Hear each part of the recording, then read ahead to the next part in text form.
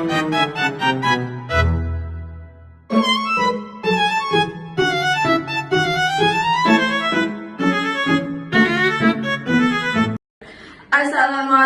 warahmatullahi wabarakatuh. Kami dari kelas 25F kelompok 12 mau membahas isu gender dan kesetaraan dalam organisasi publik. Sebelumnya perkenalkan, nama saya Mada Nazim Hartini dengan NIM 250 40 67 42 36. Halo, perkenalkan nama saya Felita Gisha Putri dengan NIM 250 406 74 258. Halo, perkenalkan nama saya Vina Cinta Belia dengan NIM 250 406 742 39. Untuk membahas isu gender, kami menggunakan perspektif teori New Public Service yang dikemukakan oleh Janet and Robert Denhart.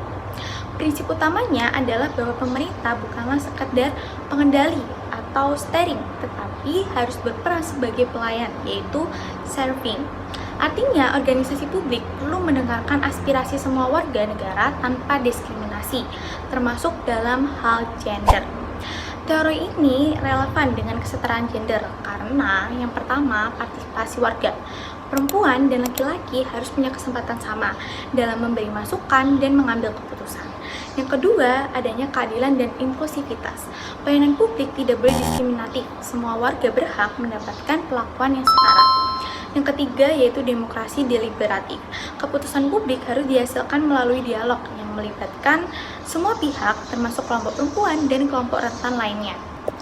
Selain teori New Public Service, kita juga bisa melihat konsep gender mainstreaming atau pengarusutamaan gender yang menekankan pentingnya memasukkan perspektif gender dalam setiap tahap kebijakan publik, seperti perencanaan, pelaksanaan, monitoring, dan evaluasi. Adapun kelebihannya, yang pertama, Indonesia sudah memiliki payung hukum yang kuat terkait kesetaraan gender. Yang kedua, kesadaran masyarakat semakin meningkat, terutama di generasi muda. Yang ketiga, partisipasi perempuan di dunia kerja, publik, politik, dan birokrasi menunjukkan tren yang positif. Terus, ada juga kelemahan. Yang pertama adalah budaya patriarki masih menjadi hambatan besar, banyak perempuan yang dianggap kurang pantas menduduki jabatan tinggi. Yang kedua, implementasi kebijakan sering hanya sebatas formalitas. Misalnya, kuota 30% perempuan tercapai di daftar caleg, tapi jumlah yang benar-benar terpilih masih jauh dari target. Yang ketiga adalah kesenjangan gender dalam karir birokrasi. Perempuan masih minim di posisi puncak atau yang disebut dengan eselon 1 atau 2. Yang keempat, kekerasan berbasis gender masih sering terjadi dan belum sepenuhnya tertangani oleh organisasi publik. Yang kelima, relevansi dengan kondisi saat ini. Di era globalisasi dan demokrasi modern, kesetaraan gender adalah prasyarat untuk mewujudkan good governance. Organisasi publik tidak bisa lagi eksklusif, mereka harus inklusif. Karena keanekaragaman gender membawa perspektif berbeda yang memperkaya kebijakan publik. Kesetaraan gender juga relevan dengan tujuan pembangunan berkelanjutan atau yang disebut dengan Sustainable Development Goals atau SDGs, terutama SDG 5, Gender Equality. Di Indonesia, upaya mewujudkan kesetaraan gender dalam organisasi publik itu udah berlangsung cukup lama.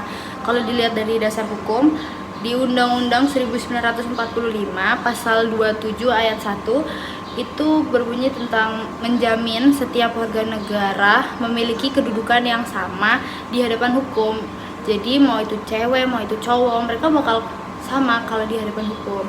Nah, yang kedua itu ada Undang-Undang Nomor 7 Tahun 1984. Nah, itu ada meratifikasi CEDAW atau Convention on the Elimination of All Forms of Discrimination Against Women. Nah, itu tuh tentang pengesahan konvensi penghapusan segala bentuk diskriminasi terhadap perempuan.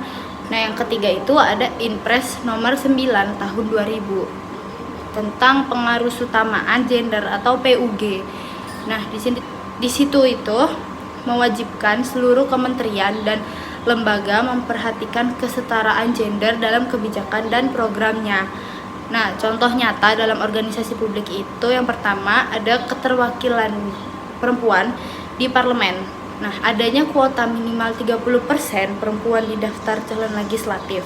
Walaupun angka keterwakilannya masih fluktuatif, kebijakan ini menjadi langkah penting untuk meningkatkan partisipasi perempuan dalam politik gitu. Terus yang kedua, program Kementerian Pemberdayaan Perempuan dan Perlindungan Anak atau Kemen PPPA. Misalnya program Gender Equality Index untuk mengukur capaian kesetaraan gender di berbagai daerah. Yang ketiga yaitu inovasi di tingkat daerah. Nah, beberapa pemerintah daerah itu udah buat kebijakan ramah gender.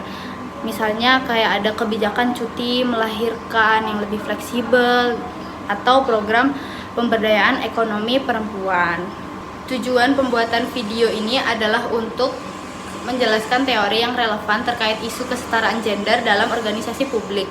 Terus menghubungkan teori tersebut dengan praktik nyata di Indonesia. Nah, kita juga memberikan analisis kritis tentang kelebihan, kelemahan, serta relevansinya dengan kondisi saat ini. Yang terakhir, kita juga memberikan rekomendasi agar organisasi publik di Indonesia itu bisa semakin inklusif dan adil bagi semuanya. Pokok dari pembahasan ini dapat disimpulkan bahwa teori New Public Service sangat relevan untuk menjawab isu gender dan kesetaraan dalam pentingnya organisasi publik. Teori ini menekankan pentingnya pelayanan yang adil, partisipatif, dan berpihak pada masyarakat.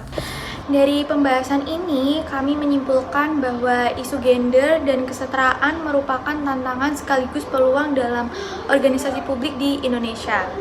Teori New Public Service sangat relevan karena menekankan pelayanan yang adil, partisipatif, dan inklusif bagi semua warga tanpa diskriminasi gender. Kami merekomendasikan agar organisasi publik di Indonesia yang pertama, lebih serius menerapkan kebijakan gender mainstreaming bukan hanya di atas kertas, tapi juga dalam praktik nyata.